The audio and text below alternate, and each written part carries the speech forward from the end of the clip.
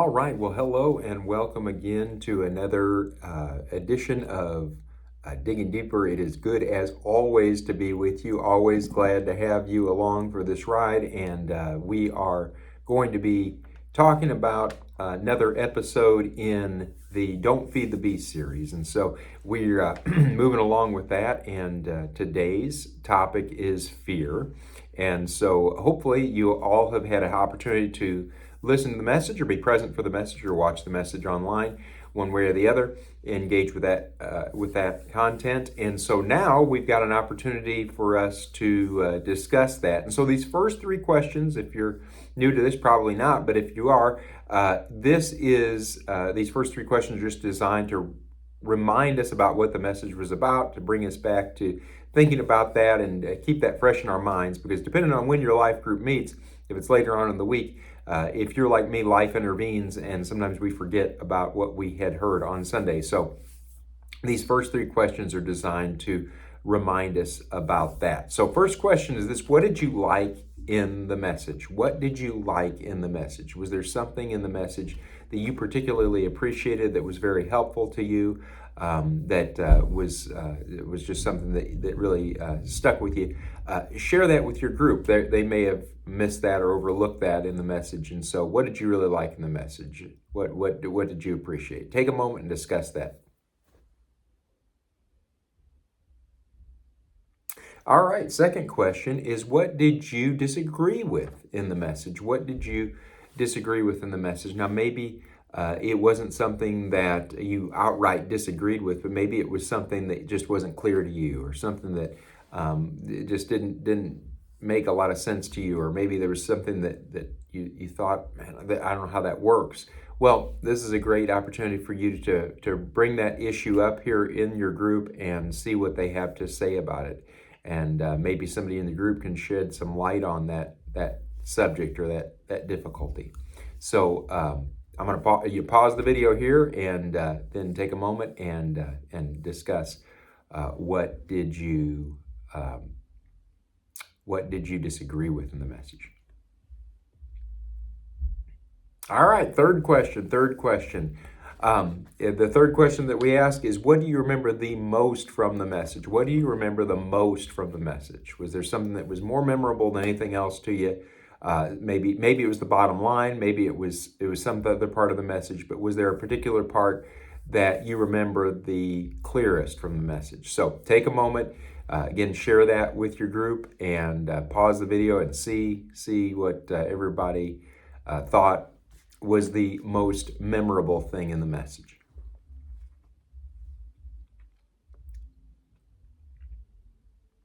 All right, now, first question, how would you describe the emotion of fear to someone who had never experienced it? Now, let me ask that again. How would you explain the emotion of fear, describe the emotion of fear to someone who had never experienced it? Kind of a tricky question. Take a moment, think about that, and see what you come up with.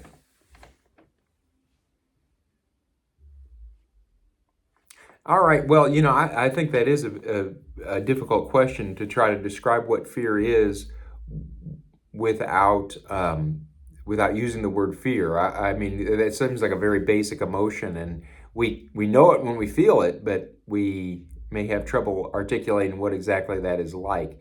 So I wrote down that it's like a gripping apprehension. It's that there's something that is potentially going to happen, or something that's about to happen, something that's coming, and we are just incredibly apprehensive about it. And it's just this crushing sensation and this sense of being hemmed in and closed in by it. And so I think that's how I would describe it. I'm sure you all had better descriptions of that, but it's just kind of an interesting question to get us thinking about this thing called fear. And the second question is this: would you say that fear is a battle in your life? Would you say that fear is a battle in your life? Take a moment and see what you come up with. Pause the video and discuss that. Well, every one of us deal with fear differently. I think for some of us, it's a bigger problem than others. I think that it's not something that's obvious to me. That's a constant battle in me. But there's apprehension. I guess there is fear. Of maybe difficult conversations sometimes, or if there's potential conflict. I'm a person that's not a I'm a conflict adverse person, I guess you say, and so if there's something like that coming up, sometimes that can be difficult for me, or if you have to have a difficult conversation with somebody, there can be apprehension, there can be fear of that in me, and I think fear takes a lot of different forms. There's many different things that we can be afraid of, and sometimes we isolate fear to just certain areas, but I think there are so many different fears in our lives, and as we engage with different people have different fears and different sources of fear. So maybe you were able to look at some of those as your group discussed the different fears. All right, next question is in our digging deeper. We're moving on from the ice breaking, my story questions to the digging deeper questions. And so, what I want you to do is read Psalm 56. Read Psalm 56. And the question that goes with that is, what was the source of David's fear in this psalm? Let me say that again. Read Psalm 56. And what was the source of David's fear in this psalm? So take a moment and see what you come up with for that question. Pause the video. Actually, you're going to read that, and so you might want to read it in one or two translations, and then answer the question: what was the source of David's fear in this psalm? Pause the video and take a moment and do that.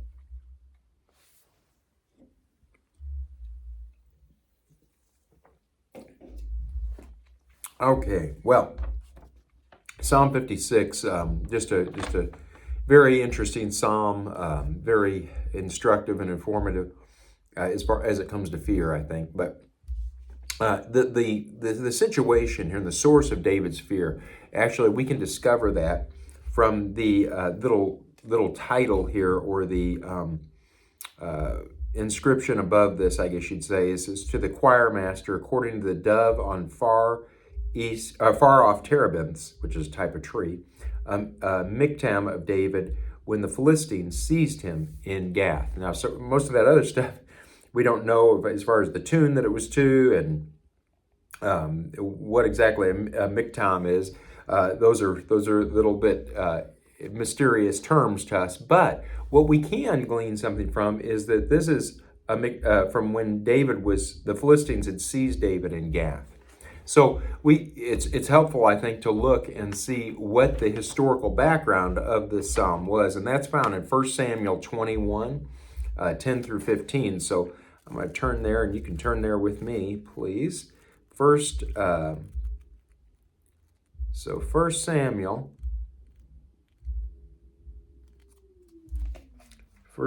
21, and verses 10 through 15, this is what we read. And David rose and fled that day from Saul, and went to Achish, the king of Gath. And the servants of Achish said to him, "Is not this David the king of the land? Did they not sing to one another of him in dances? Saul has struck down his thousands, and David his 10,000s." And David took these words to heart, and was much afraid of Achish, king of Gath. So he changed his behavior before them, and pretended to be insane in their hands, and made marks on the doors of the gate, and let his spittle run down his beard. Then Achish said to his servants, "Behold, you see the man is mad. Why have you brought him to me? Do I lack madmen, that you have brought this fellow to behave as a madman in my presence? Shall this fellow come into my house?" So you had David fleeing to the Philistines. He's an Israelite, but he is wanting to get away from Saul, because Saul is wanting David dead, right? Saul is got his energies focused on getting rid of David. He's wanting to exterminate David, and David knows it. And so David rises and he flees, and he goes to Achish, this king, and the people of Philistia, when they hear this, the servants of the king hear this, that David is there, and they say, wait a minute, this guy is absolutely a terror as far as his military capability. He is incredibly destructive. He is able to do more than the king of Israel could do. And so David hears this about her, this true rumor about him, and he says he took these words to heart, and he was much afraid of Achish, the king of Gath. He was very afraid. Now he had fled to this guy, but now that this his reputation has preceded him in a sense, or at least come along with him, he's realizing that he's in jeopardy there with Achish and Philistia as well, because they know that he is a threat, a military threat to them, or potentially a military threat to them. So his solution is to act like he's insane, right? He makes marks on the gates, he lets spit run down his beard, and he acts like he is crazy. Well, all the while, he's not really crazy. He's crazy. Well, he's crazy with fear, we might say. He's terrified of what might happen to him. And so that's the background of this psalm. And keep that in mind as we look at this psalm, because it gives us a lot of insight into what was going on in David's mind and heart during this time. Okay, so second question here. Would you say that the actions of people are a common source of our fear? Why or why not? Would you say that the actions of people are a common source of our fear? Why or why not? Pause the video and see what you come up with.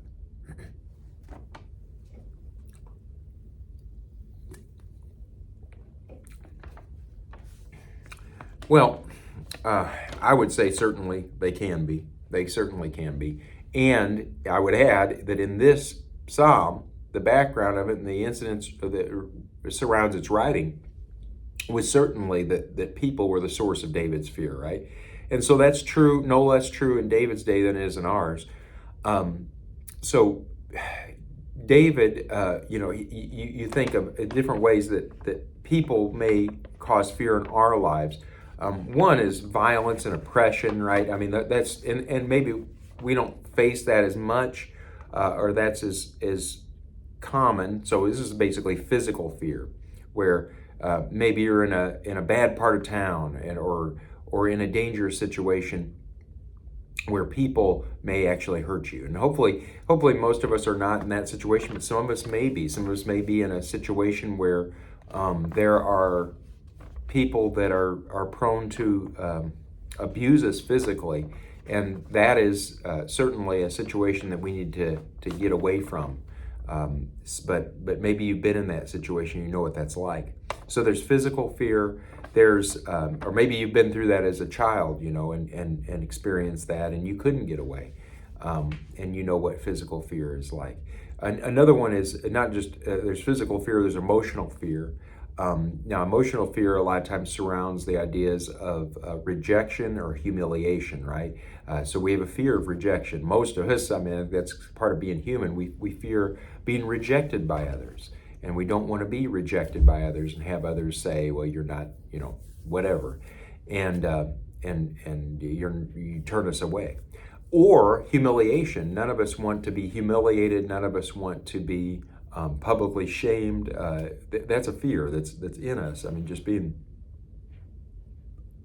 the kind of social people that we are, we don't want that a part of our lives. That humiliation, that idea of emotional fear, and then there's social fear, right? There's the fear of being judged by others, or being a failure, or feeling excluded, being excluded. So those are fears that we have that we may not think about a lot.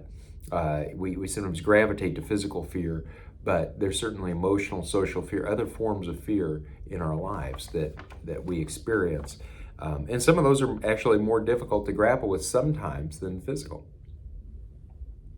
Okay, number 3, why is trust in God an alternative to fear? Why is trust in God an alternative to fear? Pause the video, discuss that, see what you come up with.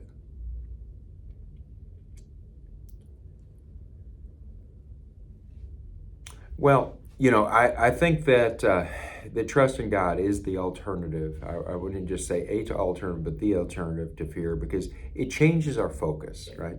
When we change from fear to faith or fear to trust, what happens is we change our focus from an unknown future to a trustworthy God, right? We take our eyes off our circumstances and we fix our vision, we train our sights on a trustworthy God who is in control of our situation and who cares deeply for us. And so, really, that trust as an alternative to fear it's an alternative because it's changing what we're looking at. It's changing what is consuming us instead of this apprehension, instead of this fear of what is about to happen or can happen or might happen. We're putting our attention on God and who He is and His character and His love for us and His control of our situation.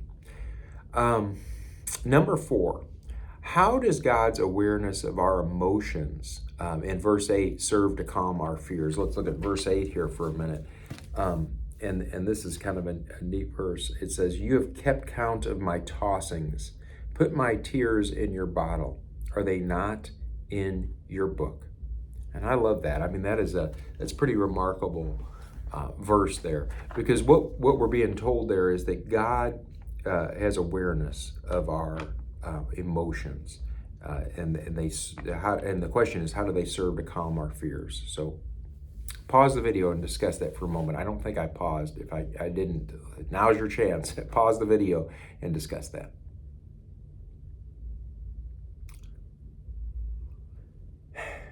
Well, what that tells us. What that tells us is that He sees us, He knows what's going on in us, and He cares about us. He sees, He knows, and He cares. And our emotions are not forgotten or ignored by God. They are not forgotten or ignored by God. What you're going through, how you feel, whether it's sorrow or grief or hopelessness or fear, whatever the emotion is that you're grappling with right now, God knows that, He's aware of that, and He keeps track of it. I mean, I think that's beautiful. Sometimes we think that we're maybe not even we must not be on God's radar, that He's not even paying attention to us or knowing what's going on in our lives, or He could know, but He doesn't really matter to Him. Well, what this passage tells us, what Psalm 56 verse 8 tells us, is that He's keeping count of David's tossings, that He puts his tears in a bottle. He collects those, and they're written down in a book. And obviously that's metaphor, but that is saying that God is deeply aware of what was going on in David's life, and God was keeping track of it, and that was well within His awareness. And the same thing is true for us. We're not forgotten by God. We're not ignored by God. He knows what we're going through, and He cares about us. Number 5, last question. In what areas of your life do you need to replace fear with trust? In what areas of your life do you need to replace fear with trust? Now, this requires a little bit of brainstorming, I think. So take a moment and think through some of the different areas of your life. And probably there are one or two or several of those areas that are particularly vulnerable to fear in your life. Identify those and bring those up.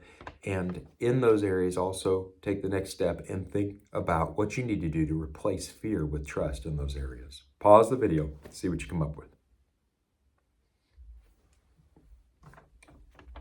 Well, I wrote down actually 6 different areas that I think we can experience fear in, or areas of our life where we can replace fear with trust. So let me give you those. Number 1, the future, right? We have fear of the future. Maybe it's what's going to happen to our kids, what's going to happen to us, what's going to go on with this, that, or the other thing. What's happening in world events? That can always be a fear. We look at those things, and that's a source of fear. And so we trust God in those areas by recognizing that He's already in the future, that He's I love that saying that we don't know what the future holds, but we know who holds the future, right? So he's in control. Our finances, right? It's a source of fear for many of us. Am I going to have enough? Am I going to be able to retire? Am I going to be able to make this house payment? Am I going to make this car payment? Am I going to lose my job? All these kinds of things. Fear of finances, and recognizing that God is our provider, trusting him through that. And even when things come up short, knowing that he's still going to be faithful, and that we can look to him through that. Health, right? That's a battle for many of us. Every one of us have live in a body that is broken, and so we have health problems. And when we get a bad diagnosis from the doctor or have something going on with us, there's fear there around that oftentimes. Trusting him and knowing that he created our bodies, that he is the one who ultimately sustains us. I think that can change, that can replace fear with trust very, very quickly there. What about relationships? Maybe there's a marriage relationship, or a relationship with our kids that's not going well, or a relationship with friends that's not going the way we would like it to. Whatever the situation is, knowing that God is able to restore, God is able to heal those relationships and help us in those relationships. That's I think the key to replacing fear with trust. What about failure? Maybe you're afraid you're going to fail, afraid you're going to blow it. You've got something that you're supposed to be doing, and you don't feel up to the task. You're just not capable. Well, again, replace fear with trust by recognizing that God is capable, that he is our strength, and that he is able to enable us to do that thing that is so seemingly difficult. And finally, what about our fear of death, right? That's a fear that is common that's ingrained in all of us to a degree, greater or lesser, and recognizing that even though we are going to die, that's an inevitability unless Jesus returns and takes us to be with him before that, we are going to experience physical death.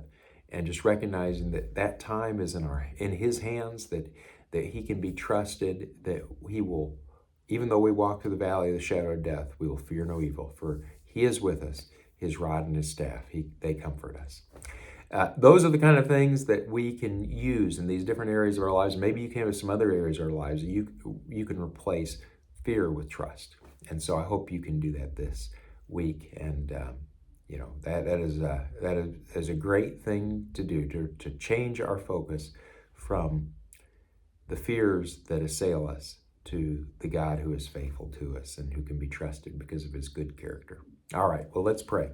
Father, thank you for this time. Thank you for letting us be together, for digging deeper. I pray that you would just guide us this week and help us to replace our fear with trust in you.